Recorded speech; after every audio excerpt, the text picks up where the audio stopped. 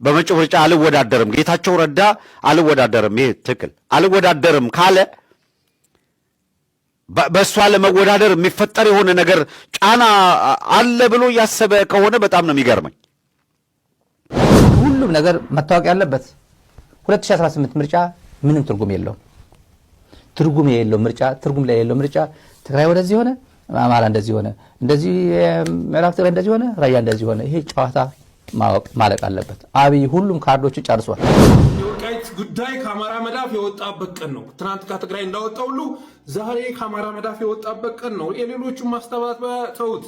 ይሄ ከአማራ ፖለቲክ የተገነጠለ የሌሎቹን ማስተባበያ አፋብን የወልቃይትን ጉዳይ በተመለከተ የአማራ ደም እጁ ላይ ያለበት ሌላ ምንም ማለት አልችልም። እውነት ለመናገር የአማራ ሰላም ጤና ይስጥልን። እንዴት አላችሁ ውድ ቤተሰቦቻችን? ዘኢትዮጵያ ቻናላችንን እየተከታተላችሁ ትገኛላችሁ። አማሃ ደገፋ ነኝ። በወቅታዊ ፕሮግራማችን ተመልሰን መተናል። ትናንትና የምርጫ ቦርድ እንዲሁም የፌዴሬሽን ምክር ቤት ያስተላለፉትን ውሳኔ ተከትሎ ወልቃይት፣ ሁመራ፣ ራያ፣ ጠለምት እንደዚህ የሚባሉ አካባቢዎች ላይ በጣም ከፍተኛ ሆነ ክርክር ተነስቷል። የሚኒስትሮች የሀሳብ ሙግት አለ። ሚዲያ ላይ የሚሰሩ ሰዎች ሙግት አለ። የቀድሞ ባለስልጣናት የነበሩ ሰዎች ሙግት አለ። የፓርቲዎች ሙግት አለ። የክልሎች ሙግት አለ እና ይህን ነገር ማየት ይኖርብናል። ስለዚህ እነዚህን ጉዳዮች ነው ዛሬ እያነሳን የምንቆየው። የምርጫ ቦርድ ውሳኔ ምንድን ነው የሚለውን ካስታወስናችሁ በኋላ እነማን እዚህ ጉዳይ ላይ ምን አሉ፣ እነማን ምን አስተያየት ሰጡ የሚለውን ነገር እና አንድምታዎቹን እየፈተሽን ነው ቆይታ የምናደርገው። በጣም አጭር ቆይታ እናደርጋለን። ይህንን ፕሮግራም ወደ እናንተ ስናደርስ ቻናላችንን ሰብስክራይብ እያደረጋችሁ የደወል ምልክቱን እየተጫናችሁ እንድትከታተሉን በአክብሮት እንጋብዛችኋለን። አስተያየቶችም ካሏችሁ ከታች ባለው የአስተያየት መስጫ ስፍራ ላይ እያስቀመጣችሁልን ብትከታተሉንም ደስ ይለናል። ቪዲዮቻችንን ሼርና ላይክ በማድረግ ብዙዎች ጋር እንዲደርሱ ደግሞ እንደምትረዱን በማመን ያን እንድታደርጉም ደግሞ እንጠይቃለን። ለምታደርጉት ትብብር ሁሉ ግን አስቀድመን እጅግ አድርገን እናመሰግናችሁ እንወዳለን። የዛሬ ጉዳያችን ራያ፣ ወልቃይት፣ ጠለምት፣ ሁመራ፣ አዲረመጽ የተባሉ አካባቢዎችን አስመልክቶ በምርጫ ቦርድ የተወሰነውን እነዚህ አከራካሪ የሚባሉ ቦታዎችን አስመልክቶ የተወሰነውን ውሳኔ እነማን እንዴት ተቀበሉት የሚለውን ማየት ነው የሚሆነው ማለት ነው። ይህንን ለማስረዳት የሚሆኑን አንድ አራት የሚሆኑ ቪዲዮዎችን ወደ እናንተ እናሻግራለን። እዛ ላይ የእኛን ምልከታ እያስቀመጠን ሌሎች ሰዎች ደግሞ ያጋሯቸውንም ነገሮች እንዲሁ ያነሳን ነው ቆይታ የምናደርገው ማለት ነው። እስከ ፕሮግራማችን ፍጻሜ ድረስ አብራችሁን ቆዩ። በቀጥታ ወደ ዛሬው ፕሮግራማችን እናልፋለን።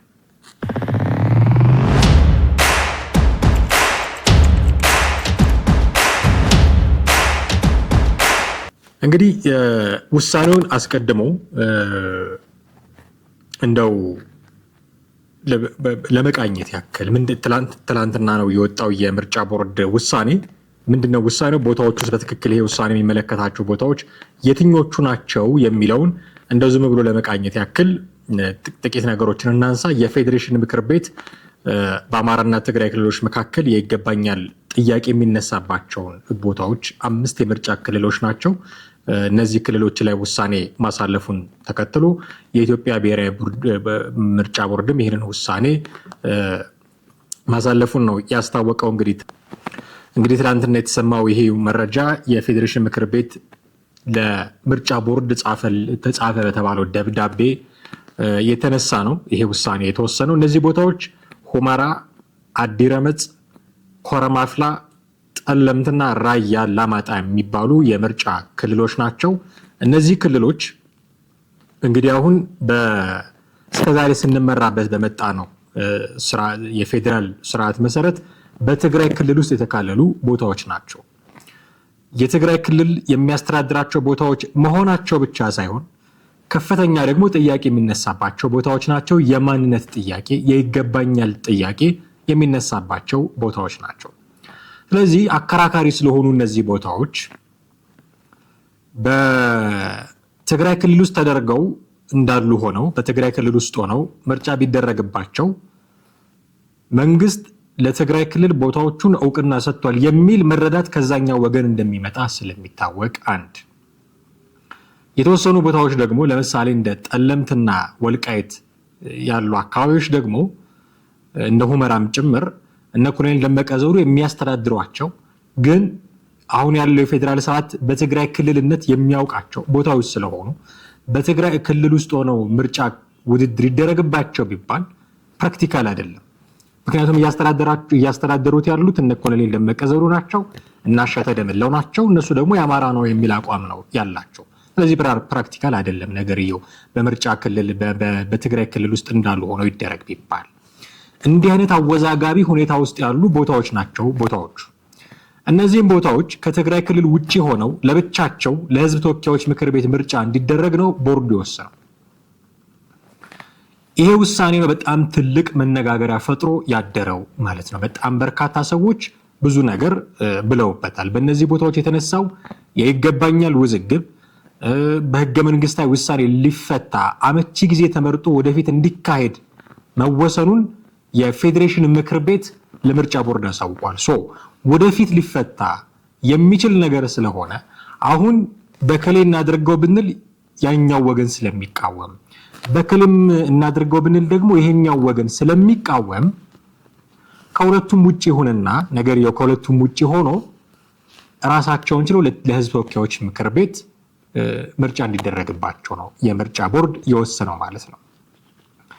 የኢትዮጵያ ምርጫ ቦርድ የፌዴሬሽን ምክር ቤት ውሳኔን ተፈጻሚ ለማድረግ ዝግጅት እያደረገ እንደሆነ ነው በዚህ መግለጫው ላይ ያሳወቀው። ወዲያው የትግራይ ክልል ጊዜያዊ አስተዳደር የተቃውሞ መግለጫ አውጥቷል። ወዲያው ነው የትግራይ ውክልና የሌለበት የኢትዮጵያ ፌዴሬሽን ምክር ቤት ያስተላለፈው ውሳኔ ተቀባይነት የለውም። ግልጽ በጣም አጭር መግለጫ ነው ያወጣው። የትግራይ ውክልና የለበትም።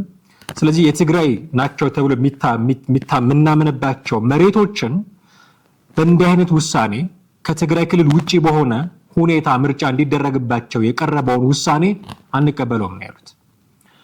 ኢንፋክት የትግራይ ክልል ተወካዮች ኖሮበትም ይሄ ውሳኔ ቢወሰን እንደማይቀበሉት ግልጽ ነው። ምክንያቱም የኛ ነው ብለው ስለሚያምኑ ማለት ነው።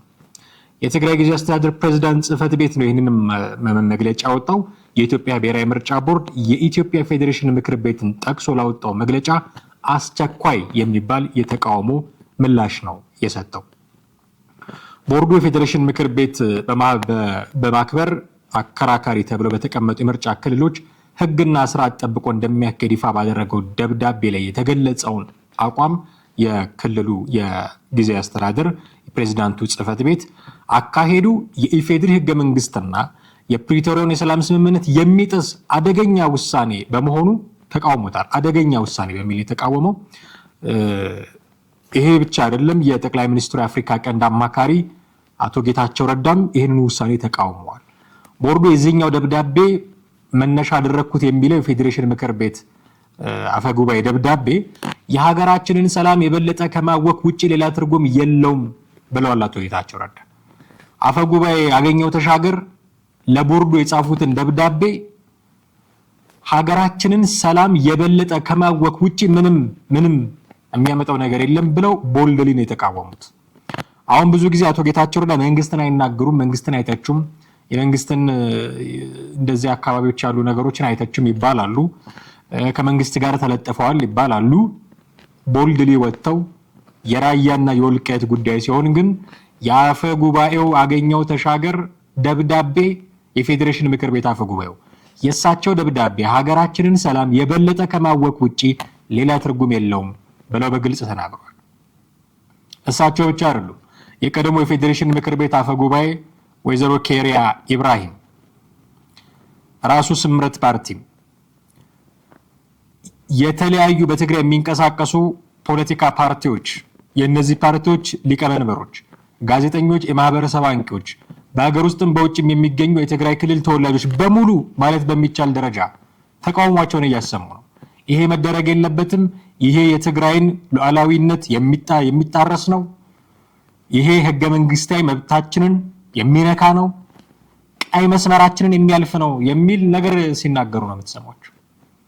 ስምረት ፓርቲም የኢትዮጵያ ብሔራዊ ምርጫ ቦርድ ከፌዴሬሽን ምክር ቤት ደረሰኝ ያለውን ደብዳቤ መሰረት በማድረግ በአማራና በትግራይ ክልሎች መካከል አወዛጋቢ በተባሉ አካባቢዎች በሚገኙ ምርጫ ክልሎች ላይ ያስተላለፈውን ውሳኔ የሀገሪቱን ህገ መንግስታዊ ስርዓት መሰረቱን የሚንድ ነው የሚለው የስምረት ፓርቲ መግለጫ ነው። አቶ ጌታቸው ረዳ የሚመሩት የሀገሪቱን ህገ መንግስታዊ ስርዓት መሰረት የሚንድ ተቋማዊ ነፃነትን የሚደፈጥጥ በደፈናው ህገ መንግስታዊ ስርዓት አልበኝነትን የሚያውጅ ነው ሲል ነው የገለጸው ስምረት ፓርቲ። ስለዚህ ፓርቲው በዚህ መሰረት በኢፌድሪ ህገ መንግስት አንቀጽ 62 ስር ለፌዴሬሽን ምክር ቤት የተሰጡት ስልጣንና ተግባራት የህገ መንግስት ትርጉምና የክልሎች ወሰን ክርክርን ከመፍታት አይዘሉም ብሏል። አይዘሉም። ስለዚህ ምርጫ ውስጥ ምን አስገባው ነው? አይ ቲንክ የምክር ሀሳብ ምርጫ ቦርድ ጠይቆ እንዲህ አይነት ቅድመ ሁኔታ ምንድነው ወደፊት እንፈታቸዋለን የሚል ነገር ስላለ የሚል ደብዳቤ ነው የተሰጠው ለምርጫ ቦርድ። በዛ መሰረት ከክልሉ ከትግራይ ክልል ውጭ ምርጫ እንዲደረግ ወስነናል የሚለው ምርጫ ቦርድ። ይህ ውሳኔ ምክር ቤቱ ራሱን ከህግ በላይ አድርጎ መሾሙንና የፌዴራል ስርዓቱ በጠራራ ፀሐይ እየተገዘገዘ መሆኑን ያሳያል ብሏል የአቶ ጌታቸው ረዳ ስምረት ፓርቲ። በዚህ የተነሳ ስምረት ፓርቲ በምርጫው አልወዳደርም ብሏል። እኔ ይህንን ነገር ትንሽ ብናነሳው ብዬ ብናየው ብዬ እፈልጋለሁ። ምክንያቱም የሆነ ነገር በተደረገ ቁጥር ምርጫ እንሳተፍም የብዙ ሰዎች መቃወሚያ፣ የብዙ ሰዎች ተቃውሟቸውን መግለጫ መንገድ ምርጫ እንሳተፍም የሚል ምርጫ እንሳተፍም። አሁን ስምረት ፓርቲ መጥቶ እንዲህ ካልተደረገ ምርጫ እንሳተፍም።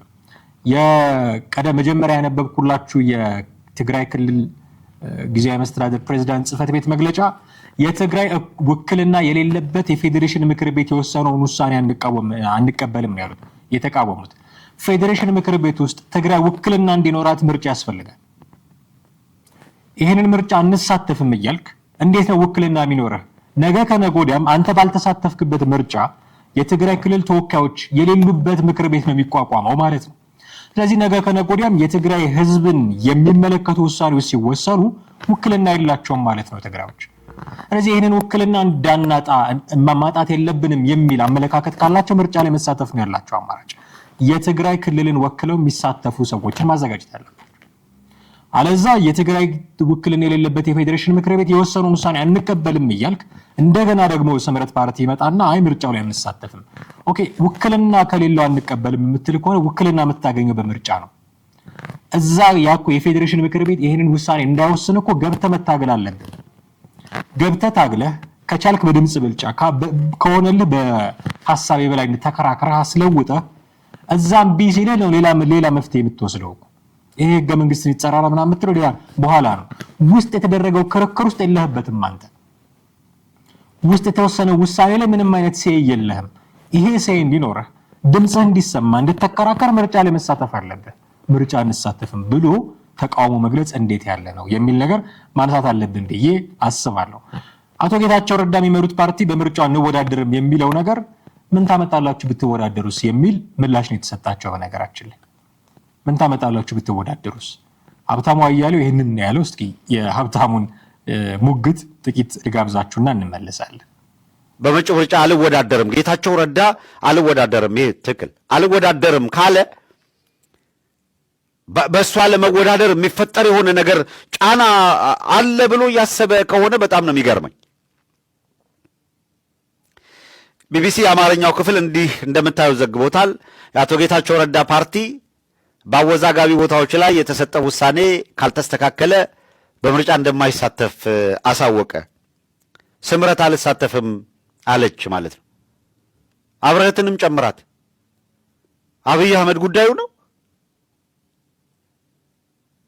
አሁን ደግሞ ከትግራይም የተነጠላችሁ ናችሁ። ከአብይ አህመድ ስትጣሉ ደግሞ እየላጨ ያስገባሃል። ምን ታመጣለህ? ባዶ እጅህን ነው። የስምረት አንድ ክንፍ አፋር ላይ ያደራጀውንም ከሆነ የሰጣችሁ መሳሪያ እሱ ነው፣ ይቀበላችኋል። አስፈላጊ ከሆነ ቀጠናው ላይ እሱ ከጎን ይመታና ቲፒኤልኤፍ ፈርቃንህን እንድታስቀረ ያደርጋል። በአንድ ቀን ደምስሳ መጫወቻ እንድታረግህም ያደርጋል። በቃ የለም እኮ ምንም ዜሮ። መቀለጃ ነው ያደረጋቸው። አሁን ጌታቸው ረዳ ስምረት እዚህ ተወዳድራስ ምን ልታሸንፍ? አሁን የጌታቸው ረዳ ስምረት ፓርቲ መጀመሪያ ካልኩሌት ተደርጎ የነበረው አብይ አህመድ ቲፒኤልኤፍን ትግራይ ላይ ማጥቃት ነው። ቲፒኤልኤፍን ይደመስሳል። እነ ጌታቸው ረዳ ትግራይ ላይ የስምረት ፓርቲ የመጪው የትግራይ አስተዳደር ይሆናል የሚል ካልኩሌሽን የትግራይ መንግስት መባል እሱን ነበር እያሰቡ ያሉት እነ ጻድቃን እኮ ተመልሰው ትግራይ ሂደው እነዛን አጥፍቶላቸው አብይ አህመድ እነሱ መንግስት እንሆናለን ብለው ነው እያሰቡ ያሉት። የሞታችሁት ከትግራይ ህዝብ ጋር ፊታችሁን ዙራችሁ የተከዳዳችሁለት ነው። አቶ ጌታቸው ረዳ ባይወዳደሩም ምንም አይነት ተጽዕኖ መፍጠር የሚችሉ ሰው አይደሉም። ከመንግስት ጋር የተለጠፉ ናቸው። ትንሽ ፈንገጥ ቢሉ የፈለገውን ሊያደርጋቸው ይችላል መንግስት የሚል አይነት ህሳቤ ያለው ትንተና ነው ሆኖ ያገኘሁት። ስለዚህ አቶ ጌታቸው ረዳ ምርጫ ላይ አልሳተፍም ማለታቸው ያን ያህል ተጽዕኖ አያመጣም ነው የሚሉት። እኔ ግን ቢሳተፉ እና የፌዴሬሽን ምክር ቤት ውስጥ ገብተው የህዝብ ተወካዮች ምክር ቤት ውስጥ ገብተው ትግራይ የላትም የተባለውን ውክልና መልሰው ቢያመጡ የሚል ምክር ሀሳብ ነው ያለኝ። ሌላ ሀሳባቸውን የገለጹት ሰው የፕሪቶሪያ ስምምነትን ያከበረ ነው የሚል ድጋፍ የሰጡት ሰው በለጠ ሞላ ናቸው። ፕሮፌሰር በለጠ ሞላ ደግፈዋል። የፌዴሬሽን ምክር ቤትን ውሳኔ ደግፈዋል። የአብን መሪ እንደሆኑ ይታወቃል። ፕሮፌሰር በለጠ ሞላ እንግዲህ የአቶ ጌታቸውን መልእክት ጭምር በማያያዝ ነው ይህንን መልእክት ያስተላለፉት። ከፕሪቶሪያ ስምምነት ያፈነገጡ ህጋዊ የፖለቲካ ድርጅቶች ህግ እንዲያከብሩ እናሳስባለን ብለዋል። በለጠ ሞላ ህወሓትን በቀጥታ የሚመለከትም ይመስለኛል። ከፕሪቶሪያ ስምምነት ያፈነገጡ ህጋዊ የፖለቲካ ድርጅቶች ህግ እንዲያከብሩ እናሳስባለን። ኦኬ፣ ህጋዊ የፖለቲካ ድርጅት ስለሚል ህወሓት ህጋዊ ስላልሆነ እነሱን አይመለከትም። ግን ስምረትን ህጋዊ የፖለቲካ ድርጅት ነው፣ ግን የፕሪቶሪያ ስምምነትን የጣሰ ነው የሚሉት። ስለዚህ በለጠ ሞላና ጌታቸው ረዳ ተፋጠዋል ማለት ነው። ጌታቸው ረዳ ልክ አይደለም እያሉ ነው፣ በምርጫው እንሳተፍም እያሉ ነው። በለጠ ሞላ ደግሞ የለም ይሄ የፕሪቶሪያ ስምምነትን ያከበረ እጹብ ድንቅ ውሳኔ ነው የሚል ነገር ነው ያቀረቡት። ምርጫው ምንም ትርጉም ስለሌለው የሚል ሀሳብ የሚያቀርቡ ሰዎች ደግሞ አሉ።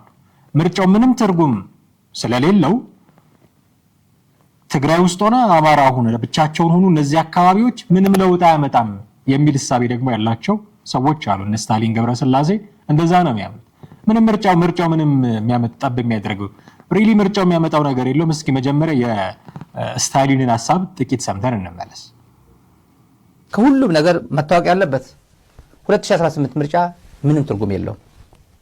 ትርጉም ላይ የለው ምርጫ ትግራይ ወደዚህ ሆነ፣ አማራ እንደዚህ ሆነ፣ እንደዚህ ምዕራብ ትግራይ እንደዚህ ሆነ፣ ራያ እንደዚህ ሆነ። ይሄ ጨዋታ ማለቅ አለበት። አብይ ሁሉም ካርዶቹ ጨርሷል። ይሄን በተለይ ደግሞ በትግራይና በአማራ አካባቢ ያለው ማህበረሰብ ኢሊቱ መገንዘብ ያለበት እሱን ነው። ዊነቨር ነው ነገሩ። እነዚህ ሁለቱ አንድ ክልል እንሆናለን፣ በቃ አንድ ሀገር እንሆናለን፣ አንድ ክልል እንሆናለን ብለው ሊሄዱ ይችላሉ። አንድ ሀገር ሊሆኑ እንኳን ክልል ትግራይና አማራ ምናምን አንድ ሀገር ሊሆኑ ይችላሉ። አንድ ክልልም ሊሆን ይችላል። መርጅ አድርገው አንድ ክልልም ሊሆን ይችላሉ። ሰላም ካለ ምን ጥርጥር አለው? የማይቻል ነገር የለም። ስዊዘርላንድ የሚባል ሀገር ጣሊያንኛ ተናጋሪዎችን፣ ጀርመንኛ ተናጋሪዎችን፣ ፈረንሳይኛ ተናጋሪዎችን ነው 26 ካንቶንስ የሚባሉ 26 ስቴትስ የሚባሉ ስቴት ማለት ነው። እሱን ይዞ ነው የስዊዘርላንድ መንግስት ስዊዘርላንድ ሀገር የተሰራቸው። እንደዛ ነው። ከጀርመንም ከፈረንሳይም ከጣሊያንም የተውጣጣ ስቴቶች ናቸው። እነዚህ ሶስት የተለያዩ ቋንቋ ተናጋሪዎች ናቸው። ስዊዘርላንድ ነው። የግድ አማርኛ ተናጋሪ አንድ ክልል ላይ፣ ትግርኛ ተናጋሪ አንድ ክልል ላይ ምናምን ላይሆን ይችላል። ዘመኑ ሲቀየር ጥሩ ጭንቅላት ኢንላይት እንደሆነ ትውልድ ሲመጣ ብዙ ነገር የሚቀየርበት እድል ሰፊ ነው እና ይሄ በመግለጫ ትግራይ በርካታ መግለጫ ነው ያወጣው። አሃራ መሬት መግለጫ ወጣ። አፋር ሆኖ ወደ ትግራይ የሚተኩሰው ባለፈው ጸለምት ሲዋጉ በአፋር ሆኖ የሚዋጋ ጸለምት ሆኖ ሰራዊት አደራጅቶ የስምረት የሚባል ሰራዊት አደራጅቶ ትግራይ ላይ ሲተኩስ የነበረ ዛሬ መግለጫ ያወጣል። በትግራይ ሉዓላዊነት ቀይ መስመሬ ነው ይላል። አሃራ መሬት ነን የሚለው ቀይ መስመሬ ነው ይላል። ወራዝ ባለፈው ግን ቲዲኤፍን ሲወጋ የነበረ ነው። በጸለምትም ባለፈው በቢሶበር በአፋር በኩል በመከላይዝድ እየታገዘ በድሮን እየታገዘ ሲተኩስ የነበር እኔ ቀይ መስመሬ ነው ይላል። ምን ማለት ነው ቀይ መስመር? ማንጋ ሲሆን ነው ቀይ መስመር የሚባለው? አያምም። እኔ ያመኛል፣ በጣም እያመመኝ ነው። እንደሰማችሁት በቃ ምርጫው ምንም አይነት ትርጉም ያለው የ2018 ምርጫ ምንም አይነት ትርጉም ያለው ምርጫ ስላልሆነ ምንም እነዚህ አካባቢዎች እነ ወልቃይት እነ ራያ በትግራይ ክልል ውስጥ ሆኑ አልሆኑ በራሳቸው ምርጫ ተደረገባቸው አልተደረገባቸው ምንም ኢምፓክትለስ የሆነ ምርጫ ስለሆነ ምንም ለውጥ የለውም። ዝም ብለህ ቀይ መስመራችን ነው ቀይ መስመር ማለት የነበረብህ በአፋር በኩል በድሮን እና በሞርታር ጥይት ተኩስ ሲከፈትብህ ነበር ነው ያኔ ተኩስ ማን የከፈተው እሱ እንግዲህ እንደ ራቀም ስላለ እንደው ረስተውታል ብሎ ካልሆነ በስተቀር ስታሊን እንደተለመደው ሾርት ሜሞሪ ያለባችሁ ምናምን ካልተባለ በስተቀር ማን ነው ተኩስ የከፈተው የሚለውን ነገር ያደባባይ ሀቅ ነው። በሰሞኑን በቅርቡም በወልቃይትም እንደዛ ማን ነው ትንኮሳ እየፈጸመ ያለው የሚለው ግን እንውሰድለትና በቀይ መስመራችን መሆን ያለበት የዚህ የወልቃይት ራያ ቦታ መቀየር ምንም ኢምፓክትለስ በሆነ ምርጫ ምክንያት ሳይሆን ሲተኮስብን ዝም ማለታችን ነው የሚል የመንገብገብ አይነት ትንታኔ ነው የሰጠው። መቀጠል ነበረብን መዋጋት ነበረብን አይነት ተንኩሶም የተነኮሱብን ሌላ ናቸው ብለውም ጦርነቱ መቆም የለበትም ብለውም እንዴት እንደሚችሉት አላውቅም። እነዚህ አክቲቪስቶች ግን እንዲህ ነው እያሉ ያሉት እና ኢምፓክትለስ ነው ቀይ መስመራችን አትበሉ ቀይ መስመራችሁ ያ በአፋር በኩል የተተኮሰው ተኩስ ነበረ እያለ ነው ሲል የምንሰማው እና እንደውም ምን ይላል ነገ ከነገ ወዲያ ትግራይና አማራ ተዋህደው አንድ ክልል ሊሆኑ ይችላሉ። ሪሊ ስታሊን ነው ይሄንን ያለው እንዴ? በትግርኛ ተናጋሪ አማርኛ ተናጋሪ ስለሆነ በቋንቋ የተከለለ ክልል መስሎኝ ቀድሞ ነገር በቋንቋ የተከለለ ለዛም እኮ ነው ችግር የመጣው። አማርኛ የሚናገሩ ግን ትግራይ ክልል ውስጥ ያሉ ሰዎች ትግርኛ የሚናገሩ ግን አማራ ክልል ውስጥ ያሉ ሰዎች በቋንቋ ነው የምንለየው ብለህ ስታበቃ እንደገና ያንን ቋንቋ የሚናገሩ ሰዎችን ጭምር ጠቅልለህ እንደገና ስታበቃ ችግር የለውም ነገ ከነገ ወዲያ አብረን እኮ አንድ ክልል መሰረታለን ከጀርመን ከምናምን ወስዳ ነው እንትን ስዊዘርላንድ ነው ምናምን የምትባል ሀገር የተቋቋመችው። ሪሊ ለዚህ ህገ መንግስት ለዚህ ክልል ብላችሁ መስሎኝ ያንን ሁሉ ሰው ያስፈጃችሁት። ወልቃይት የአማራ አይሆንም ብላችሁ መስሎኝ በየጊዜው ተኩስ የምትከፍቱት። ራያ የአማራ አይሆንም ብላችሁ መስሎኝ በየጊዜው እየመጣችሁ የቀበሌ አስተዳደር የምታስወረዱት ማህተብ የምትነጥቁት ሰው ያ ሁሉ ሰው በአደባባይ ሰልፍ እየወጣ አይሆንም የህዋትን አስተዳደር አንፈልግም ሲል ምን አገባም ብላችሁ ታጣቂ እየላካችሁ ሼህ እየገደላችሁ ቄስ እየገደላችሁ የከተማ አስተዳደር የወረዳ አስተዳደር የቀበሌ አስተዳደር እያባረራችሁ ማህተብ እየነጠቃችሁ በታጣቂ ታጅባችሁ ከመቀሌ የሚላኩ አስተዳዳሪዎች የምትሾሙት የአማራ አይሆንም ብላችሁ አይደለም እንዴ? ነገ ከነገ ወዲያ አንድ ክልል መሰረት ቢሆንማ ጥሩ ነበረ። ሌላ ሀገር ሄደ ምሳሌ መጥቀስም አያስፈልግም። ኢትዮጵያ የሚባል ሀገር ውስጥ ናቸው ሁለቱም ክልሎች እየኖሩ ያሉት። በጣም ቀላል ነበረ። ህዝቡማ ይኖራል። እናንተ ናችሁ አላስኖርም ያላችሁት። ከዚህ ወዲህ የኛ ነው እናንተ አይደለም ውጡልን እያላችሁ ተፈናቃይ ይግባ ሲባል አብራችሁ ታጣቂ እያላካችሁ ነገሩን ሁሉ ያበለሻሻችሁት እናንተ። አሁን ይመጣና ደግሞ እንደገና አብረን ብንኖር ችግር የለውም። ይሄን ከትግራይ ክልል ወገነን የሚሉ ሰዎች እንዲህ ይላሉ። ከአማራ ወገነን የሚሉ ሰዎች ደግሞ ብድግ ይሉና ደመቀ ዘውዱ ምንም መግለጫ አልሰጡም።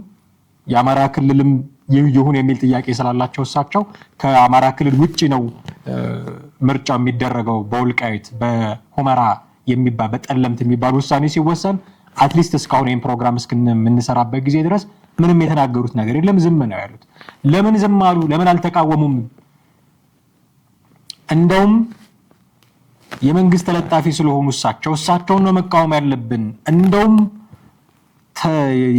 የትግራይ ሊቃንና የአማራ ሊቃን ተባብረን ቦታችንን ማስመለስ አለብን የሚል ምክር ሀሳብ የሚሰጡ ሰዎች አሉ። አሳየ ደርቤ እንደዛ ነው ያለው። ጥቂት ሰምተነው እንመለስ። አሳየ ደርቤ ነው። የወልቃይት ጉዳይ ከአማራ መዳፍ የወጣበት ቀን ነው። ትናንት ከትግራይ እንዳወጣው ሁሉ ዛሬ ከአማራ መዳፍ የወጣበት ቀን ነው። የሌሎቹን ማስተባበያ ተውት። ይሄ ከአማራ ፖለቲክ የተገነጠለ የሌሎቹን ማስተባበያ ተውት። ይሄ ከአማራ ፖለቲክ የራቀ የተገነጠለ በጎንደር ስም የሚሸቅጥ የቅማንት ኮሚቴ የሚያወራውን ነገር አትስሙ እና ክህደት የተፈጸመበት ቀን ነው። የአማራና የትግራይ ህዝብ በወድድ የተወሰደ መሬታቸውን በጋራ ትግል ማስመለስ ይገባቸዋል። ከዚህ በኋላ አጀንዳቸውን ከመዳፋቸው አስገብተዋል። መሬቱን ነጠኩ ብሎ ኦህዴድ ሲያስብ አጀንዳቸውን ከመዳፋቸው አስገብተዋል። ምን ያጨቃጭቃቸዋል? በአንድ ሀገር ውስጥ የሚኖሩ ህዝቦች አይደሉ? ወልቃይትም ውስጥ በጋራ ይኖራሉ። አነሰም አደገም ወልቃይት ውስጥ የሚኖረው ወልቃይት ላይ ሊኖር የሚችለው ከደሴ ወይ ከባህር ዳር ወይ ከጎንደር የሄደ አማራ አይደለም። ከመቀሌ ወይ ከአድዋ የመጣ ትግሬ አይደለም ወልቃይት ላይ ሊኖር የሚችለው። ወልቃይት ላይ ሊኖር የሚችለው ወልቃይት ላይ ሲኖሩ የነበሩ አማራና ትግሬዎች ናቸው። ሌላው እንደ ማንኛውም የኢትዮጵያ አካባቢ ሁሉ ተንቀሳቅሶ ሊኖርበት ይችላል። ግን ቀደምት ነዋሪዎቹ ባለይዞታዎቹ ደግሞ አሉ፣ ይታወቃሉ። ስለዚህ እነሱ በጋራ እንዲኖሩበት ማድረግ ይገባናል። መሀላችን የገባውን ጋኔን አስወጥተን የኦህዴድ ተላላኪ የሆነውን ኮሎኔል ደመቀን መታገል ያስፈልጋል። ጌታዬ እዛ ጋ ያለው የተከዜ ዘብ ለአማራ አይደለም። ጌታዬ የተከዜ ዘብ እዛ ጋ ያለው አማራና ትግራይ እንዳይገናኙ የኦህዴድ ልዩ ኃይል ብለህ ልጠራው ትችላለህ። እስካሁን ድረስ የተፈጸመው ክደት ስለሚያንገበግበኝ ነው በዚህ ልክ ደፍሬ የምናገረው። እንደነ ደመቀ ዘውዱ ክህደት የፈጸመብን ፖለቲከኛ የለም። የስንት ሰማዕታትን አጥንት የስንት ሰማዕታትን ደም ነው የካዱት። ስለዚህ ትግራይና አማራ ከዚህ በኋላ የኦህዴድን አጀንዳ እየተቀበሉ እርስ በርስ ሲነታረኩ መኖር የለባቸውም። አፋብን መግለጫ ይጠበቃል። ሁሌ ሌሎች አንተ ላይ እንደፈለጉ ፕሮፓጋንዳ እንዲሰሩ ልትፈቅድላቸው አይገባም። ዛሬ ክደት ተፈጽሟል። ይሄንም መቼም ደግሞ ለነ አስረስ ማረ፣ ለነ ምሬ ወዳጆ፣ ለነ ዘመነ ካሴ፣ ለነ ሀብቴ ወልዴ፣ ለነ ደሳሌ ሲያስብ ሸዋ፣ ለነ መከተው ልነግራቸው አልችልም። ፖለቲካውን በደንብ ይረዱታል። ትናንትና በራያ ጉዳይ ላይ ስንት ቁማር ሲቆመር እንዳልነበረ እነ ምሬ ወዳጆ የህወሓት ጦር መጣ ተብሎ ተንደርድረው ሄደው ግብ ሲገጥሙ ሳንዱች አርጎ ላይ ያጠፋቸው ነበር ኦህዴድ ምኞቱ። ግን እነ ምሬ ሀሳቡ ስለገባቸው አንታኮስም፣ አብረን እንኖርበታለን። ዋነኛ ጠላታችን ኦህዴድ ነው ብለው የእነሱን ቅዠት አክሽፎባቸዋል። እቅዱ ግን እንደዛ ነበረ። ስለዚህ አሁን ራያም ራሱ ገለልተኛ ሆኖ በምክር ቤት ስር ሆኖ ምርጫ እንዲካሄድ የሚለው ውሳኔ በትግራይ ውስጥ ሆኖ ምርጫ ሊካሄድ ስለማይችል ነው። እንደሰማችሁት ነው። ወስዶብናል፣ መንግስት ወስዶብናል። ቦታዎቹን ስለወሰደብን ትግራይና አማራ ሆነን ቦታችንን ማስመለስ አለብን እያለ የትግራይ አይደለም ወልቃይት የአማራ ነው የሚለው ሰውዬ እኮ ነው። የትግራይ አይደለም ራያ የአማራ ነው የሚለው ሰውዬ ትግራይና አማራ ቦታችን ተወሰደብን እና እናስመልስ። እኔ እንዴት ነው የሚገምቱት የትግራይንና የአማራን ህዝብ? እነዚህ ሰዎች እንዴት ነው የሚገምቱት? ትላንት ቦታ ተወሰደብህ ህወሓት የሚባል ፓርቲ ህወሓት የሚባል መንግስት ያኔ መንግስት ስለነበሩ እነሱ ስለሚዘውሩት ወልቃይትን እንዲያደረገብህ ወልቃይት በረሳሽ ቀኝ ትረሳኝ የሚል መፈክር ይዘው የትግራይ አይደለም የአማራ ብቻ ነው የሚል መፈክር ይዘው ሲንቀሳቀሱ የነበሩ ሰዎች አሁን ተገልብጠው መጥተው የኛ ቦታ ነው ብለው ኢንክሉዲንግ ትግራይ መጥራት ጀመሩ። እኔ በጽንሰ ሐሳብ ደረጃ ችግር ያለበት ሐሳብ አይደለም። ቦታው የትግራይም የአማራም የሌላውም ኢትዮጵያዊ ሊሆን ይችላል ኢትዮጵያ ውስጥ እስካለ ድረስ በጽንሰ ሐሳብ ደረጃ መቃወመው ላይሆን ይችላል። ግን ለምንድን ነው እንደዚህ እያሉ ያሉት እነዚህ ሰዎች? ትላንትና ምን ሲሉ ነበረ? ወልቃይት በረሳሽ ቀኝ ትርሳኝ ሲሉ እኮ የወልቃይት ማንነት አስመላሽ ኮሚቴ ምናምን እያሉ የተቋቋመውን ነገር ሲደግፉ እኮ እነዚህ ሰዎች ሲደግፉ ወልቃይት የትግራይ አይደለም ህወሓት በጉልበት ነው የወሰደብን የጎጃም አካል ነው የበጌምድር አካል ነው እያሉ እኮ ነው። ራያ የአማራ ነው የትግራይ ክልል አይደለም እያሉ እኮ ነው። እንደዛ ሲሉ የነበሩ ሰዎች አሁን መጥተው መንግስት ኦህዴድ ነው የሚለው እሱ ነው ላጠየመው ብዬ ነው መንግስት ስለወሰደብን ኑ ተባብረን እናስመልሰ ብልጽግና የነካው ነገር ሁሉ ለመቃወም የራሳቸውን ትልቅ የሚሉትን ታግሎ ማታገያቸውን ነው እየጣሉ ያሉት። በነገራችን ላይ ነገ ከነገ እንትኑን ስታዩት አሁን ሁኔታውን ስታዩት በቲፒኤልኤፍ ሳይድ ያሉት ሰዎች የኛ ነው የሚለው ላይ ድርቅ ብለዋል። እነዛኞቹ ደግሞ የለም ኑ አብረን እናስመልስ ላላ ብለዋል። ስለዚህ ወልቃይት ከሚል መሰረታቸው ላይ ሸርተት እያሉ ነው እነዚህ ሰዎች። ወልቃይት ብለው ሙጥኝ ያሉት እነማን ናቸው? እነ ኮሎኔል ደመቀ ዘውዱ። እነሱን መምታት ነው ያዙት እና ሳይ ደረበ። እነሱን መቃወም የመንግስት ተለጣፊ ናቸው ይኸው ዝም አሉ መግለጫም አልሰጡም የሚል አፋብን መች መግለጫ ሰጠ? አፋብን የለም እኮ ምንም ያወጣው ነገር እኮ የለም። የትግራይ ክልል ይሁን የአማራ ክልል ይሁን በራሳቸው የተዳደሩ አይሞቀው አይበርደው ምንም ያለው ነገር የለም። ለምን እነሱን አትቃወምም? መግለጫ አልሰጠም ኮሎኔል ደመቀ ዘውዱ፣ ስለዚህ ኑ እንዝመትበት የምትል ሰውዬ አፋብን መች መግለጫ ሰጠ? ያው ዝም እንዳለ እኮ ነው አስረስ ማረዳምጤ፣ ያው ዝም እንዳለ እኮ ነው ዘመነ ካሴ። ለምንድን ነው ዝም ያሉት? ግራቀኙን እያጣሩ ይሆን? እንደዛ ብለን እንውሰድላቸው። የሆነች ነገር ኮሽ ባለች ቁጥር ዊዝን ሰከንድ መግለጫ የሚያወጡ ሰዎች፣ ያልማረኩትን ኮሎኔል ማርከናል ለማለት የሚጣደፉ ሰዎች፣ ያልተቆጣጠሩትን ከተማ ተቆጣጥረናል ለማለት የሚጣደፉ ሰዎች፣ መንግስት አንድ ሐሙስ ነው የቀረው ገፍትረን መጣል ነው የቀረን ለማለት መግለጫ ለማውጣት የሚጣደፉ ሰዎች ወልቃይትንና ራያን የሚያክል የአማራ መታገያ ኮዞችን ምርጫ ቦርድ እንዲወስኑባቸዋል ሲባል ምን ሲደረግ ብለው እንዲቆጡ የሚጠብቋቸው ብዙ ሰዎች ነበሩ። የት አለ መግለጫው? እናንተ ምን ሲደረግ ብለው እንዲቆጡ የጠበቃቸዋቸው እነ ኮሎኔል ደመቀ ዘውዱ ናቸው። ዝም ብለዋል። እነሱ ላይ ይዘው የጀመርከውን ዘመቻ ለምንድነው ዘመነ ካሴ ላይ ማከፍተው? ለምን ራስ ላይ ማከፍተው? ለምንድነው ጌታ አስራደ ላይ ማከፍተው? እነሱ አንተ የትግል አጋር ስለሆኑ አይነኩም፣ አይተቹም፣ አይወቀሱም። ምን ማለት ነው ይሄ? ሁሉንም ነገር መንግስት የነካው ብልጽግና የነካው እያሉ ማንቋሸሽ በጤና ነው ወይ? እኔ ብልጽግና እጹብ ድንቅ የሆነ ስራ እየሰራ ነው የሚል ነገር እየተናገርኩኝ አይደለም። ጉንጭ አልፋ ክርክር ልገጥም አልችልም። በ1001 ችግሮች ልታወጣ ትችላለህ። የሚሰራ ሰው ይሳሳታል በሚለው እንደው ዝም ብለህ ለመተቸትም ካማረ ክሪቲካሊ ጉዳዮችን ምን ይካልክ 1001 ጉዳዮች ልታወጣ ትችላለህ። ህጸጾች መስተካከል ያለባቸው። ስለዚህ ሊሳሳት ይችላል፣ አይሳሳትም ማለት አይደለም። የነካው ነገር ሁሉ ደግሞ መጥፎ ነው ማለትም አይደለም። እነሱ የነኩት ነገር ሁሉ ምን የነካው እንጨት እያደረገን እየወረወርን የምንጥለውም ነገር ደግሞ አይደለም። ኦኬ ምርጫ ቦርድ የወሰነው የብልጽግና ሰዎች አስገድደውት ነው ልትሉ ነው? ኦኬ ፌዴሬሽን ምክር ቤት ደብዳቤ ተጽፎለት ነው፣ እሱን ምክር ሀሳብ ተቀብሎ ነው። የፌዴሬሽን ምክር ቤት ውስጥ ምንም አይነት ክርክር ተደርጎ ምን አይነት ሙግት ተደርጎ እዚህ እንደመጣ አናውቅም። ኦፍ ኮርስ ያገኘው ተሻገር ብልጽግና ናቸው። ስለዚህ በዚህ በኩል የመጣ ስለሆነ ነው የምትቃወመው ማለት ነው። መታገያ ስለነበረ ወልቃይት የሚባለው ቦታ፣ ራያ የሚባለው ቦታ፣ ሁመራ፣ ጠለምት የሚባሉ ቦታዎች መታገያ ስለነበረ ማታገያህም ጭምር ስለነበረ የህዝቡን ስሜት መቀስቀሻህም ስለነበረ መፈክር ይዘህ የምትወጣበት ትልቁ ኮዝ እሱ ስለነበረ አሁን እንዴት ዝም ትላለህ? አሁን እንዴት የእናንተም ነው ኑ አብረን እናስመልስ ትላለህ? ኦኬ ኮሎኔል ደመቀ ዘውዱ ዝም አሉ። ለምንድን ነው አፋብን ዝም ያለው? ስለ አፋብን ካነሳን አፋብን ለምን ዝም አለ የሚለውን ስለ ወልቃይት ምን አቋም አለው አፋብን የሚለውን ነገር በግልጽ ልናውቅ አንችልም አሁን ላይ። ምክንያቱም ከዚህ በፊት ኦኬ ከቲፒኤልኤፍ ጋር አብረው ሊሰሩ ስለሚችሉ ወልቃይትን ኮምፕሮማይዝ ሊያደርጉ ይችላሉ፣ ራያን ኮምፕሮማይዝ ሊያደርጉ ይችላሉ የሚል ግምት ነው የምትወስደው። ሁኔታዎችን አይተህ ትንታኔ ነው የምትሰጠው እንጂ ግልጽ ያለ ጥርት ያለ አቋም የላቸውም። እዛ አካባቢ የክላሪቲ ኦፍ ቶት ችግር ይታየኛል። ምንድን ነው አቋማችሁ? ከቲፒኤልኤፍ ጋር በመስራት መካከል በዚህ መካከል ያላችሁ ወልቃይት ላይ ያላችሁ አቋም ምክንያቱም ባላንስ ማስጠበቂያ ሊሆን ይችላል። አሁን ቲፒኤልኤፎች በጣም ግልጽ አቋም ነው ያላቸው። ቦታው ምዕራብ ትግራይ ነው የኛ ነው የሚል አፋብኖች እንዲህ አይነት ግልጽ ያለ አቋም አላቸው። ኦኬ ከቲፒኤልኤፍ ጋር እንሰራለን ስትል እነሱ ወልቃይትን ኮምፕሮማይዝ እንደማያደርጉ ይታወቃል። ስለዚህ ወልቃይት የኛ ነው ካልክ አብሮ መስራቱ ሊፈርስብህ ነው። ሚዛን ማስጠበቂያ እያደረጉት ነው እንጂ ግልጽ ያለ አቋም የኛም ነው አላሉም፣ የነሱም ነው አላሉም፣ ዝም ነው ያሉት። አሁን ደግሞ ይባስ ብሎ የትግራይም ሳይሆን የአማራም ሳይሆን ለብቻቸው ምርጫ ያደረግባቸው ሲባል ቲፒኤልኤፎች በገፍ ነው የወጡት። ሁሉም ወጥተው ኖ ነው ያሉት። ቲፒኤልኤፎች ብቻ አይደለም የቀድሞ ቲፒኤልኤፎች የአሁን ስምረቶች እነ ጌታቸው ረዳ እነ ኬሪያ ኢብራሂም ወጥተው ኖ ይሄ አይሆንም ምርጫ እንሳተፍም እስከማለት ደረሱ።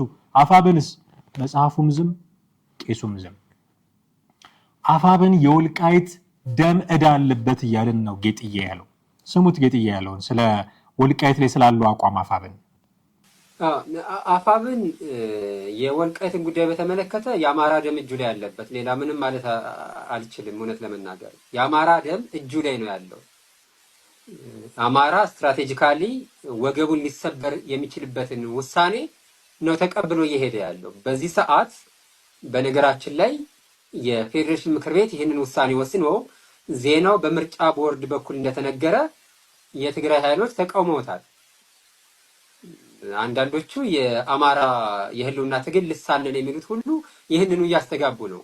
ታደሰ ወረደ እንደዚህ ያለ ምንትስ ቅብጥስ እያሉ ማለት ነው። ከአማራ ፋኖ በኩል ግን ምንም አይነት የተቃውሞ ድምፅ አልተሰማም፣ አያሰሙም። እነ ጌታ አስራደ ያሉን ምንድነው ወልቃይት የምትሉት ዛሬ ነው እንደ ወልቃይት ጉዳይ እየገባችሁ ብለው ፌዝ ነው ያዙት። እውነት ለመናገር የአማራ ደም እጃችሁ ላይ ያለ ነው ማለት መፈልገው ሌላ ምንም አይደለም። በወልቃይት ጉዳይ የሚያላግጡ የሚያፌዙ ዛሬ ነው የገባችሁ፣ ትናንት ነው የገባችሁ። ቅብጥስ እኛ የወልቃይት አልፋና ኦሜጋ ነን ምንትስ ምንም አይሰራም ለወልቃይት ዛሬ አቋሙን ካላሳወቀ፣ ዛሬ ካልጮኸ፣ ዛሬ ክንድ እያለው፣ ዛሬ ጡንቻ እያለው፣ ዛሬ ካልተናገረ ትናንት ዝም ብሎ አክቲቪስት በነበረበት ሰዓት የተናገረው ሁሉ ያን ያህል ዋጋ ያለው አይደለም። ዛሬ ነው ማድረግ የሚችለው። ትናንትናማ ከማንኛውም አክቲቪስት የተለየ ተደርጎ የሚቆጠርም አይደለም። ዛሬ ነው የማድረግ አቅም ያለው፣ የመከላከል አቅም ያለው፣ የማጥቃት አቅም ያለው ዛሬ ነው። ስለዚህ የአማራ ፋኖ እየወሰደ ያለው እርምጃ በጣም በጣም አደገኛ እርምጃ ነው። ከዚህ አኳያ ሌላው የፋኖ ሰራዊት ይህንን ማስተዋል አለበት። አዲስ ማንነት አርቲፊሻል ማንነት ነው እየተሰጠው ያለው አማራ ላዩ ላይ ሌላ አርቲፊሻል ማንነት እስከዛሬ ስናነሳ የነበረው በአማራው ላይ ሌላ ቅማንት የሚባል አርቲፊሻል ማንነት እየተፈጠረ ነው። የሌለ 6 አባወራ እንኳን ተናጋሪ የሌለው ቋንቋ እያመጡ ነው። ምን ነው አዲስ ስንል የነበረው ሌላ ምንትስ ቅብጥስ የሚባል እያመጡ ነው አዲስ ስንል የነበረው። አሁን ፈጽሞ ከዛም የባሰ ብልጽግና የወለደው አዲስ ማንነት እያመጡ ነው። ምንድነው? አንድ ጊዜ እነመለስ ዜናዊ በደቡብ አንድ ቋንቋ ሁሉ ፈጥረው ነበር። አንድ ብሔር ፈጥረው ነበር፣ ወጋጎዳ የሚባል እንደዛ ማለት ነው። አሁን የሰሜኑ ወጋጎዳ ማለት ነው አብይ አህመድ ለመፍጠር እየሞከረ ያለው። ይህንን ዝም ብሎ ማየት ምንም አይደለም። የአማራ ደም እጃችሁ ላይ ነው፣ ሌላ ምንም አይደለም። እና ሰራዊቱ መንቃት አለበት፣ ብዙሃኑ መንቃት አለበት። አመራሮቹ ተነግረው አልሰማ ብለዋል። ያንኑ በአደባባይ እየወጡ እየነገሩን ነው። ምንም ማድረግ አይቻልም። ሰራዊቱ ግን መንቃት አለበት። መካከለኛ አመራሩ መንቃት አለበት። አባሉ መንቃት አለበት። ህዝቡ መንቃት አለበት። የአማራ ህዝብ እምቢ ማለት አለበት። ፋኖንም ቢሆን እምቢ ማለት አለበት። ፋኖም ቢሆን ለአማራ እስከታገለ ለአማራ ህዝብ ጥብቅና እስከቆመ እንጂ የአማራን ህዝብ ፍላጎት አሳልፎ የሚሰጥና ከባዴን በምን ይለያል? ደመቀ ዘውዱ እኮ ትናንት ጀግናችን ነበር። ሐምሌ 5 2008 እኮ በቤቱ የወያኔን አጋዚ ቀይ ለባሽ ኮማንዶዎች ፊት ለፊት ተጋፍጦ ያሸነፈ ጀግና ነው። ዛሬ ግን ከባዴን ጋር ሂዶ ተለጠፈ። ጀግንነቱ ውሃ በላው። ፋኖም እንደዛው ነው የሚሆነው። ጌታ አስራደ ምንድነው ከደመቀ ዘውዱ ይለያል እንዴ? አስረስ ማዕረ ከደመቀ ዘውዱ ይለያል እንዴ? በአዴን ውስጥ ሄዶ ከተወሸቀ፣ ወያኔ ውስጥ ሄዶ ከተወሸቀ፣ የአማራን ስትራቴጂያዊ ጥቅሞች በዚህ መልኩ አሳልፎ ከሰጠ፣ የትግራይ የፖለቲካ ኃይሎች በዚህ ደረጃ እየተቃወሙት፣ እነሱ ግን እሺ አሜን ዝም ብለው የሚቀመጡ ከሆነ ምንም ማለት አይቻልም ከዚህ ውጭ። እና ህዝቡ እንዲህ ማለት አለበት፣ ሰራዊቱ እንዲህ ማለት አለበት ነው እኔ የምለው። ጀሪ እንደሰማችሁት ነው።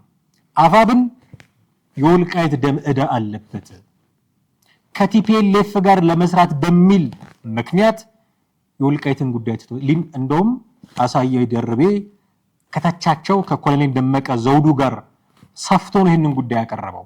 ኮሎኔል ደመቀ ዘውዱ ጀግናችን ነበረ፣ ብቻውን ያን ሁሉ ጦር መክቶ የወልቃይት ማንነት አስመላሽ ኮሚቴን እዚህ ያደረሰ ጀግናችን ነበረ። አሁን ግን ከመንግስት ጋር ተለጥፎ የወልቃይትን ጉዳይ እንዳይሆኑ አድርግ ስላደረገብን ሁሌ ጀግናችን ልንለው አንችልም፣ መተቸት አለብን ይልና ይሄንን መደላደል ካመጣ በኋላ ኬዙን ቢውልድ ካደረገ በኋላ ሲደመድም ምን አለ? ፋኖንም መተቸት አለብን፣ ሁሌ ጀግና የለም። ኮሎኔል ደመቀ ዘውዱ ጀግናችን ነበር፣ አሁን እየተቻችሁት ነው። ፋኖችም የሆነ ጊዜ ጀግናዎቻችን ነበሩ፣ አሁን ግን በወልቃይትም ጉዳይ ለዘብተኛ ሆኗል፣ መተቸት አለባቸው። እነ ዘመነ ካሴ፣ እነ አስረስ ማረ ዳምጤ፣ እነ ጌታ አስራደ መተቸት አለባቸው እያለ ነው ጌጥ እያለው ደግሞ መጥቶ እና አፋብንም ዝም ብለዋል። እነዚህ ብቻ አይደሉም፣ ከትግራይም ያልሆኑ ማለት ከቲፒኤልኤፍ፣ ከአማራም ያልሆኑ ማለት ከፋኖ፣ ከሁለቱም ያልሆኑ ሰዎችም ይሄንን ጉዳይ በጣም በትኩረት እያዩት ነው ያሉት። ለምሳሌ ጀዋር መሐመድ ምን አለ በፌስቡክ ገጹ ላይ? የምርጫ ቦርድ አስቀድሞ ያስተላለፈው ውሳኔ፣ ቀጥሎ የፌዴሬሽን ምክር ቤት ያንን ውሳኔ ማስሻሩ፣ እንዲሁም ከሁለቱ ክልሎች ተለጣፊ ፓርቲዎች ያወጧቸው ጠጠር ያሉ የሚመስሉ መግለጫዎች ምንጫቸው አንድ፣ ዓላማቸው ግልጽ ነው። ስለሆነም ከግራ ከቀኙ ያላችሁ ወገኖች ሰከን ባለ መንፈስ እና በብልሃት ሴራውን እንደምታከሽፉት ተስፋ እናደርጋለን እያለ ነው። ደሼምሺት ጀዋር መሐመድ እያወራ ያለው የዚህ ነገር ምንጩ አንድ ነው። ያው ሚተቸውን ታውቃላችሁ፣ ከመንግስት ነው፣ ካጠበቡትም ከጠቅላይ ሚኒስትሩ የወረደ ነው የሚሏችሁ። ስለዚህ የዚህ ነገር ዓላማውም ግልጽ ነው፣ ትግራይንና አማራ ክልልን ማጋጨት ነው፣ በዚህ መካከል የራሳቸውን ትርፍ ማስላት ነው የሚል ነገር ነው እያመጣ ያለው እና እንዴት ማክሸፍ እንደ ሴራውን በብልሃት እንደምታከሽፉት ተስፋ አድርጋለሁ እያለ ነው። ኦኬ፣ የሚያከሽፉበት መንገድ ወልቃይት የኛም ባይሆን ችግር የለም የሚል ለዘብተኝነት እንደነ አሳየ ደረቤ ወይስ እንደነ ስታሊን ነገ ከነገ ወዲያ አንድ ክልል ልንሆን እንችላለን የሚል ማሞኛ? እነዚህ ሰዎች ብድግ ብሎ አሁን ምርጫ ቦርድ ኦኬ እንደዚህ ማካላችሁ በጣም ቀላል ነው፣ በቃ ወደ አማራ ክልል ይካለሉና ምርጫ ይደረግባቸው ቢባል መጀመሪያ ወጥተው የሚቃወሙ ስታሊን ነው። ይኸው መንግስት ወልቃይትን ለትግራይ ሰጠ፣ ለአማራ ሰጠ፣ ራያን ለአማራ ሰጠ ብሎ አቧራ ይያዝም ቢለው እሱ ኦኬ በቃ እናንተ ለዘብተኛ ስለሆናችሁ አንድ ክልልም ልትሆኑ ስለምትችሉ የእናንተ የጋራ መሬታችን ነው ስላላችሁ በቃ በትግራይ ክልል ውስጥ ለጊዜው ይሆኑና ምርጫ ይደረግባቸው ቢባል ይኸው ይሄ መንግስት ድሮም የአማራ ጠላት ነው ለትግራይ ሰጠብን ብሎ የሚወጣው አሳየ ደረቤ ነው። አሁን ደግሞ ችግር የለም እያሉ በየትኛው ብልሃት እንዲፈቱት ነው ጀዋር መሐመድ ግራ ቀኝ ላይ ያሉ ሰዎችን ኤክስፔክት የሚያደርገው? ጥያቄ የሚያስነሳ ጉዳይ ነው። ቀድሞ የፒኤም ኦፊስ ውስጥ ይሰሩ የነበሩት ዮናስ ዘውዴ የፈላስፋው ሰው ሀሳብ ሰጥተውበታል። ከዚህ በፊት የነበራቸውን አጋጣሚ ሁሉ አስታውሰው በፌስቡክ ገጻቸው ላይ አጠር ስለምትል አንብብላችሁ። በኢትዮጵያ ፖለቲካ ውስጥ በጣም ስሱና ውስብስብ ከሆኑት ርዕሰ ጉዳዮች አንዱ የክልል ድንበር፣ የህዝብ ቆጠራ፣ የመቀመጫ ድልድልና የበጀት ክፍፍል ናቸው። የዛሬው የምርጫ ቦርድ ውሳኔ ለብዙዎች አዲስ ነገር ለምን እንደሆነ አልተረዳሁም። የ2013 ወይንም የ2021 እንደ አውሮፓውያን አቆጣጠር ምርጫ ለማድረግ ለ23 ቀናት ጎንደር ስልጠና ለመስጠት እኔ ከፒኤም ኦፊስ ዮናስ ዘውዴ ማለት ነው፣ አደም ፋራህ በወቅቱ የፌዴሬሽን ምክር ቤት አፈ ጉባኤ እና አንዲት ሴት ተመድበን ነበረ። እናም በወቅቱ የጎንደር ከተማ ከንቲባና በወቅቱ የአማራ ክልል ፕሬዚዳንት የነበሩት አገኘው ተሻገር እንዲሁም ኮሎኔል ደመቀ ዘውዱ ጎሃ ሆቴል ምሳ እየበላን በዚሁ ጉዳይ ዙሪያ ውይይት ስናደርግ እንደነበር አስታውሳለሁ። ወልቃይት፣ ራያና ሌሎችም አካባቢዎች ውዝግብ ውስጥ የገቡ ናቸው። ውዝግቡ ደግሞ የድንበር መሬት ብቻ አይደለም፣ የማንነትን ብቻ አይደለም፣ በህዝብ ተወካዮች ምክር ቤት ውስጥ ያሉትን መቀመጫዎች፣ የፌዴራል በጀት ድልድልና ሌሎች ሀብቶችን ስለሚነካም እንጂ። የህዝብ ተወካዮች ምክር ቤት መቀመጫ የሚመደበው በየክልሉ ባለው ህዝብ ብዛት በመመስረት ስለሆነ አንድ ክልል የሚቆጥረው ህዝብ ቁጥር ከፍ ባለ ቁጥር የሚልከው ተወካይ ቁጥር ይበዛል። ከዚህ ባሻገር ደግሞ የፌዴራል በጀት ሲከፋፈል ከግምት ውስጥ ከሚገቡት ምክንያቶች አንዱ የህዝብ ብዛት ስለሆነ፣ ይህ ማለት እንደ ወልቃይት ያሉ አካባቢዎችን በህጋዊ መንገድ የሚያስተዳድረው ክልል በህዝብ ተወካዮች ምክር ቤት ውስጥ ተጨማሪ መቀመጫዎችን ያገኛል። ከዚህ ጋር ተያይዞ የፌዴራል በጀት ሲከፋፈልም ተጨማሪ ድርሻ ያገኛል። ስለዚህ የድንበር ውዝግብ ማለት በዋናነት የስልጣን የውክልናና የሀብት ክፍፍል ውዝግብ ማለትም ነው። ይህንን ሁኔታ ከኬክ ጋር ብናመሳስለው ማንኛውም ክልል ከሚቀርበው ኬክ ላይ ትልቁን ቁራጭ ለማግኘት ይፈልጋል ማለት ነው። የሆነ ሆኖ እነዚህ አካባቢዎች አወዛጋቢ በመሆናቸው በፌዴራል መንግስትና በኢትዮጵያ ፌዴራላዊ መከላከያ ሰራዊት ቁጥጥር ስር ሊተዳደሩ እንደሚገባ የሚነሱ ሀሳቦችም ከክርክርና ከጥያቄ ውጪ መሆን አይችሉም። የፌዴራል መንግስት አንድን ክልል ለማስተዳደር ሲረከብ የዚያ ክልል ህዝብ በህገ መንግስቱ መሰረት በራስ የመተዳደር መብቱ እንደተጣሰ ሊሰማው ይችላል ወይንም እንደዛ ሊቆጠር ይችላል። በተጨማሪም ይህ ሁኔታ በፌዴራልና በክልል መካከል ያለውን የስልጣን ክፍፍል በተመለከተ አዲስ ክርክር ይፈጥራል። አንዳንዶች ይህን ከአንድ ትልቅ የቤተሰብ ግጭት ጋር ያመሳስሉታል። ወንድሞች በንብረት ሲጨቃጨቁ ሽማግሌው ጣልቃ ገብቶ ንብረቱን ለጊዜው እንደሚይዝ አይነት ተመሳሳይነት አለው ይላሉ። ነገር ግን ሽማግሌው ሁሉን አዋቂና ገለልተኛ ቢሆንም ውሳኔው በሁለቱም ወገኖች ዘንድ ተቀባይነት ማግኘትን አለበት የሚለው መስመር መሰመር ያለበት ይመስለኛል። ጌች ፖለቲካው ጠፋበት መሰለኝ ብሎ አቶ ጌታቸውን ይወርፋል ዮናስ ዘውዴ። ለዘለቄታው መፍትሄ በህገ መንግስቱ መሰረትና በህዝቦች ፈቃድ ላይ ተመሰረተ መሆን ያለበት ይመስለኛል። በተረፈ የዛሬው ውሳኔ በ2013 የማውቀው ነው እያለ ነው። ዛሬ ተወሰነ አይደለም። ዮናስ ዘውዴ ጠቅላይ ሚኒስትር ኦፊስ ውስጥ ሲሰራ የነበረ ከናገኘው ተሻገር ጋር አብሮ ህዝብ ለማሰልጠን አማራ ክልል ድረስ የሄደ ውስጡን የሚያቅሰው ምስክርነት ነው። ዛሬ አይደለም 2013 ላይ የማውቀው ውሳኔ ነው። ለምንድን ነው የሚደንቃችሁ? የሚፈልጉት ወልቃይትን ለኛ አድርጉ፣ ራያን ለኛ አድርጉ ብለው የሚታገሉት እነዚህ ሰዎች የሚፈልጉት የገንዘብ ምጣኔ ቀመር ሲሰራ ገንዘብ እንዲጨምርላቸው፣ የህዝብ ተወካዮች ምክር ቤት ውስጥ እና የፌዴሬሽን ምክር ቤት ውስጥ ተወካይ ቁጥር እንዲጨምርላቸው ስለሚፈልጉ ነው። የስልጣን የገንዘብ ጭምር የማንነት ብቻ አይደለም ጉዳዩ። ከኬኩ ላይ ትልቁን ቁራሽ የመውሰድ ትግል ነው። በቃ በግልጽ እና አማርኛ ሲቀመጥ እንደዚህ ነው። እና ከኬኩ ላይ ትልቁን ቁራሽ መውሰድ የሚፈልጉ ሰዎች አይኛ ነገ አንድ ክልል ስለምንሆን ችግር የለንም ተባብረን ትልቁ ኬክ እንደውም እኛ እንሆናለን ይላሉ። ነገ ከነገ ወዲያ አይ ችግር የለውም መንግስት የወሰደብንን ኑ ተባብረን እንመል ከወሰዱ በኋላ ኬኩን መንትፎ ለመብላት እንደገና ራሳቸው የሚታገሉትም ራሳቸው ናቸው። ምንድነው እያሉን ያሉት? እና አሳየ ደርቤ እነ ስታሊን ገብረስላሴ ለባሉ በባጭር አማርኛ ወይ ሞቃት አልሆንክ ወይ ቀዝቃዛ አልሆንክ ልተፋህ ነው ይላል አይደለ መጽሐፍ ቅዱስ ላይ እንደዛ የሚል ቃል ለብ ስላልክ ልተፋህ ነው ለባሉ። አሁን ምንድነው አቋማቸው? ወልቃይትን በተመለከተ ትክክለኛው አቋማቸው እንደ አሳየ ደርቤ ምንድነው አቋም? ወይ ኮስተር ብሎ ሞቅ ብሎ የአማራ ነው አላለም፣ ወይ ደግሞ ቀዝቀዝ ብሎ በቃ ይውሰዱት የትግራይ ነው አላለም። ለብ ነው ያለው። ስታሊንም እንደዛ ነው ያለው። እና እነዚህ ሰዎች ለብ ብለው የህዝብ አንደበት ውስጥ ስላሉ የህዝብ አፍ ውስጥ ስላሉ መተፊያቸው ጊዜ የደረሰ ይመስለኛል እውነቱን ለመናገር። እና በዚህ ረገድ የቲፒኤልኤፍ አቋም ግልጽ ነው። የኛ ነው የሚል ነው። የስምረት አቋም ግልጽ ነው። የበለጠ ሞላ አቋም የአሁኑ ውሳኔ ትክክል ነው፣ የፕሪቶሪያ ስምምነትን ያከበረ ነው የሚለው። ጀዋር መሐመድ መጥቶ ደግሞ የማን ሴራ እንደሆነ አውቃለሁ ይላል። ዮናስ ዘውዴ ደግሞ መጥቶ ይሄማ 2013 ላይ የተወሰነ ነው ብዙ የሚያስደንቅ ነገር አይደለም እንዴት እንደ አዲስ ወሰዳችሁት የሚል ሌላ እይታ ያቀርባል። እነ ጌጥዬ ያለው መጥተው ደግሞ አፋብን የወልቃይት ደም ዕዳ አለበት የሚል መግለጫ ይሰጣል። ኮሎኔል ደመቀ ዘውዱና አፋብን ግን እስካሁን ዝም ብለዋል። ነገ ከነገ ወዲያ ምን ይላሉ የሚሉት ነገር ካለ ተከታትለን መተን እንዲህ የኛን መልከታም ጭምር ደግሞ አካተን ወደ እናንተ የምናደርሰው ጉዳይ ነው የሚሆነው። ውድ ቤተሰቦቻችን የዛሬውን እዚህ ላይ ያበቃን። አብራችሁን ስለቆያችሁ እጅግ አድርገን እናመሰግናችኋለን። ሐሳብ አስተያየት እንደሚኖራችሁ ግልጽ ነው። የእናንተ ሐሳብ ምንድነው? የምርጫ ቦርድ የፌዴሬሽን ምክር ቤት ውሳኔዎች እንዴት ተመለከታችኋቸው? ጌታቸው ረዳ ምርጫ ላይ አልሳተፍም ማለታቸው እንዴት አያችሁት? የአፋብን የኮሎኔል ደመቀ ዘውዱ ዝምታ፣ የነ ጀዋር መሐመድ እዚህ ጉዳይ ላይ የሰጡት አስተያየት እንዴት ይታያል? በእናንተ እይታ መሰረት ብታጋሩን ደስ ይለናል። በሚቀጥለው ፕሮግራም በሌላ ርዕሰ ጉዳይ እንጠብቃችኋለን። ለዛሬው እጅግ አድርገን እናመሰግናችኋለን። ጤና ይስጥልን።